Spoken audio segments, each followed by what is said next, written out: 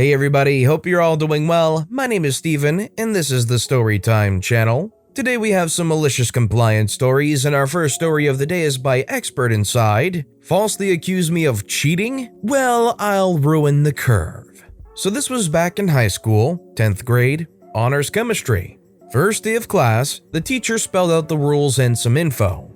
1. If you had an A going into the final exam, you did not have to take the final. 2. The final was so tough, it was graded on a curve. 75% was the highest grade ever in 20 years. 3. If the highest grade was 75%, then everyone would get plus 25% added to their score. 4. Also, if you were caught cheating, you received a 0% for that test and got in trouble with the dean. 5. Talking during a test was okay, as long as it was not sharing answers. Weird rule, I'll admit. No problem, I thought. I love chemistry. I'll have an A going into the final, and I will not have to take the dreaded final. It did sound scary after all. Trouble started with the first exam. I finished. It was not that hard, and I was bored waiting for class to end.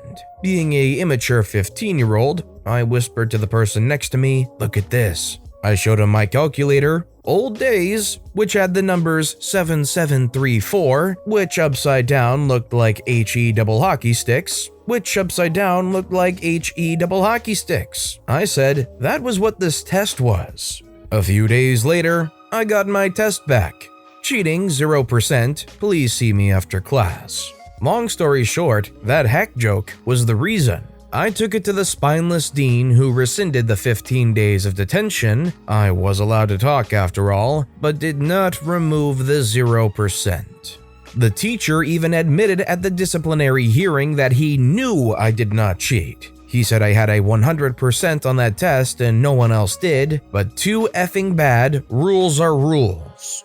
So, the rest of that semester, I worked my butt off, and a week before the final, it was clear I would still fall 1 or 2 percentage points below an A. I'd have to take the terrible final exam, all because of my immature stupidity and that 0% for non-cheating.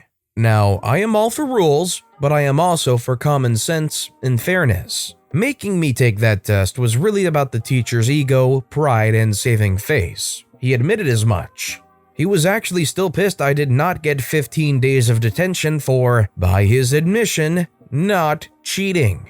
I first talked to the principal. I offered to receive a B for the class and not take the final because I knew it would help others with the better curve. I did not want an A with other students mad at me. Principal said too bad. Okay then. I then approached the teacher and said, "Look, you know I deserve an A." He nodded his head in agreement. "If you make me take the final, I will get at least 95%, and I will kill the curve for everyone else."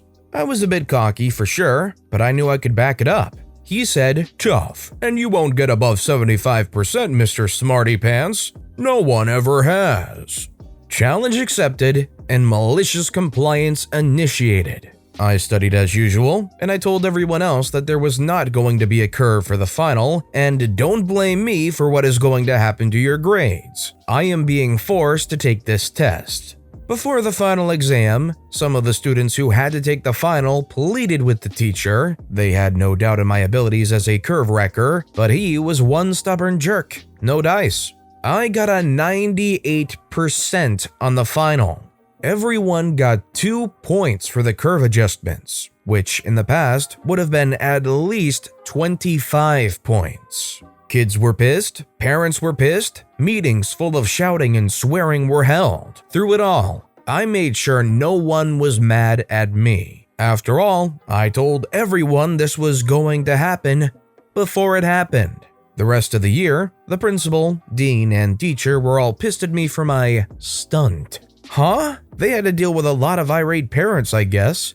15 years later, I found out the 75% max score held up every year before and after me, except of course, for my year. So, in the end, about 100 innocent kids got penalized so a teacher and administration could save face. I got my A and ended up class salutatorian.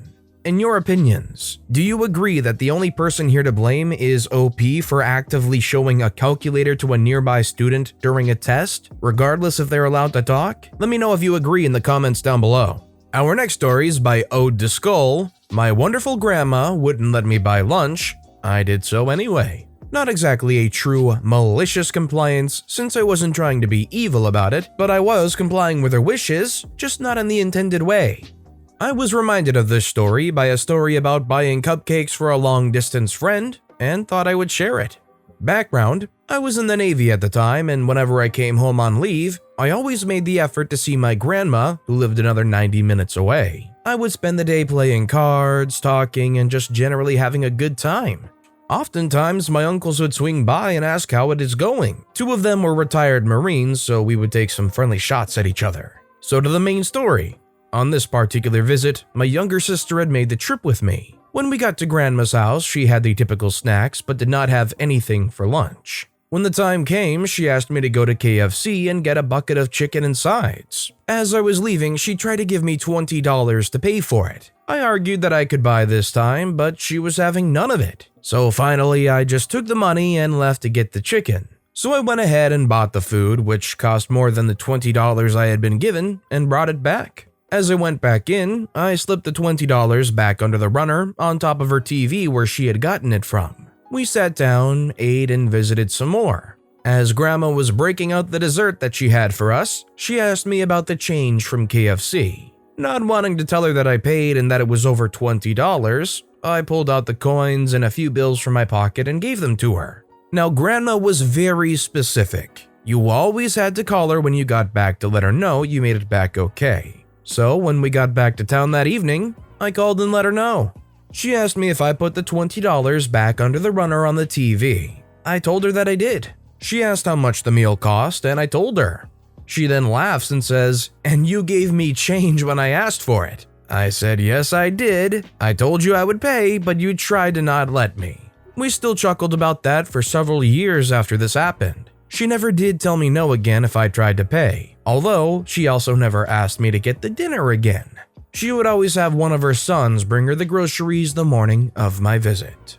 This is definitely one of those great stories that is just such an innately wonderful experience that I bet when OP goes to KFC or sees a KFC in the future, they immediately just think back of their grandma and the little $20 back and forth they had, and hopefully feel happy about that experience. This next story is by Lord Black Dragon, but the transfer number doesn't go to the right place. It goes, "Okie dokie, shutting up, you're the boss."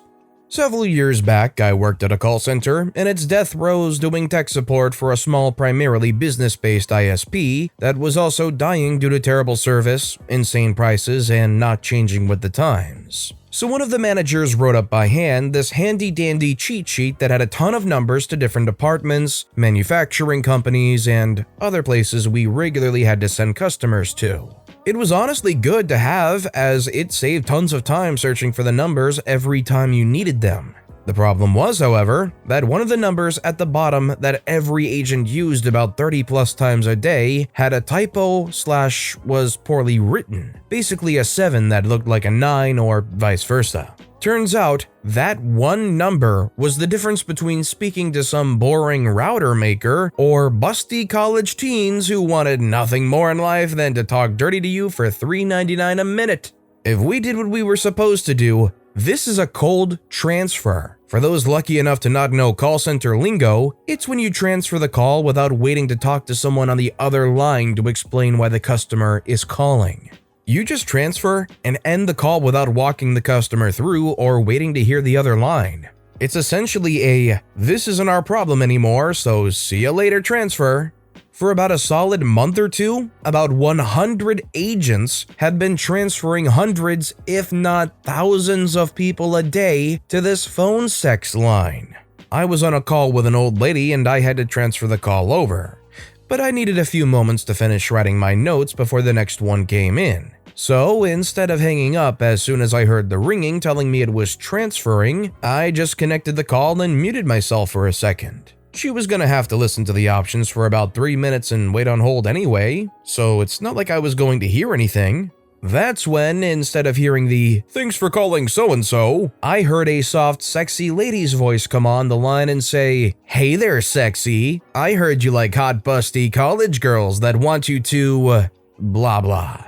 I will let your imagination fill in the rest. I was already reaching for the hang-up when I heard the lady on the other line gasp in surprise. After laughing at the surprise when I realized what had happened, I looked at the sheet and cross-checked it with the database, and that's when I saw the 7 was written to look like a 9 by mistake or bad handwriting. The same sheet that was just photocopied, laminated, and handed out to every employee with a note to be mandated by our betters is to be stuck on the wall of each cubicle and exclusively used from now on instead of the database.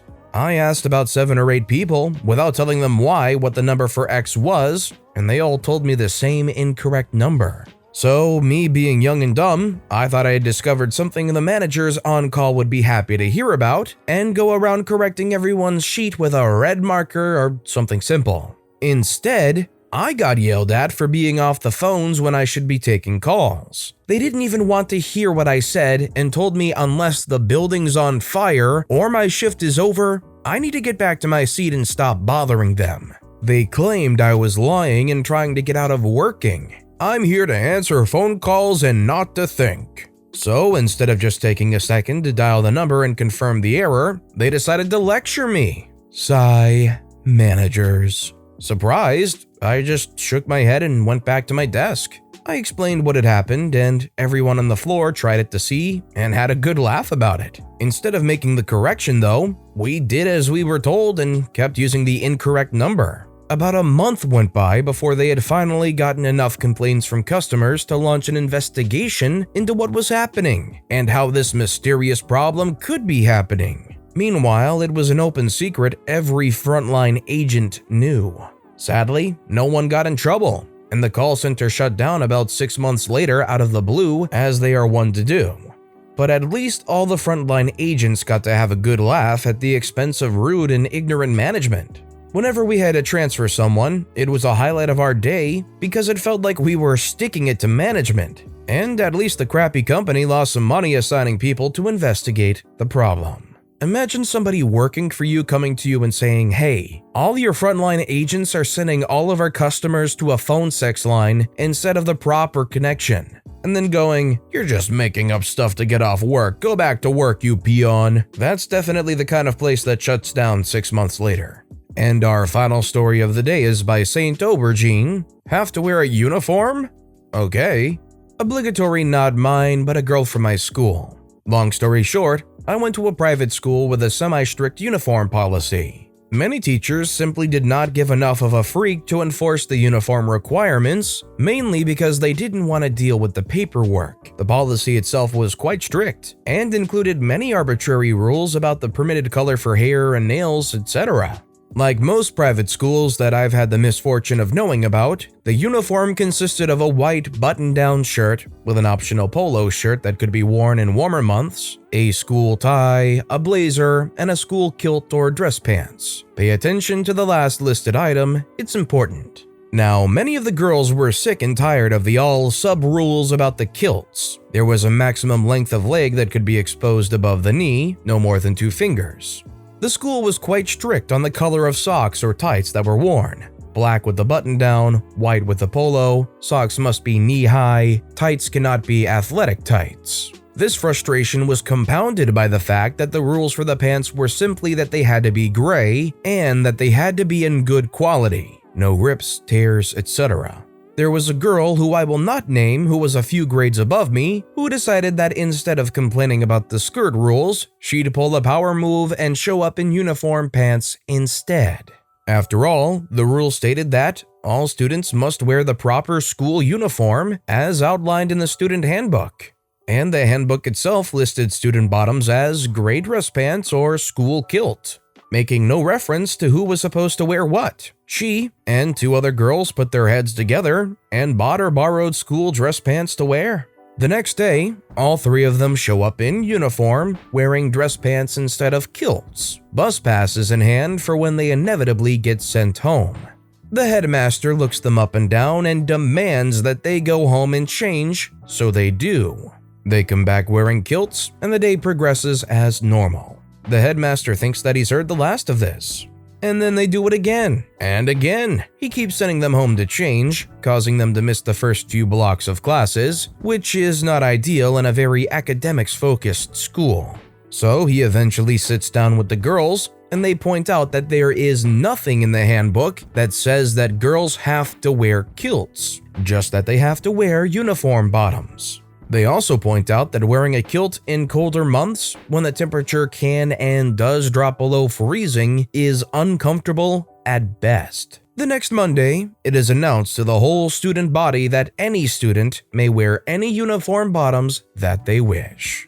I would definitely think that it should be standard practice that girls can wear either a skirt or kilt-like bottom as well as a proper pair of pants or trousers. The fact that there's places that expect you to only wear skirts and kilts and whatnot, that's just disappointing, especially during colder months. If the headmaster kept that up, I would have loved to have seen some guys join in and show up in some skirts. Really put some pressure on for them to consider changing the rules. But with that being said, that's all the time we have for today. So if you have a favorite story of the day, let me know which story and why in the comments down below. But besides that, if you enjoyed the video, please consider giving it a like, and if you haven't, subscribe and turn notifications on so you'll never miss an upcoming video. No matter what you do, whether it's just viewing the video, liking, subscribing, turning notifications on, I appreciate the heck out of it. Every little thing that you do helps the channel grow that much more, and I can't thank you enough for it. So until next time, I hope you all have a wonderful day, and I'll be right here next time on the Storytime channel.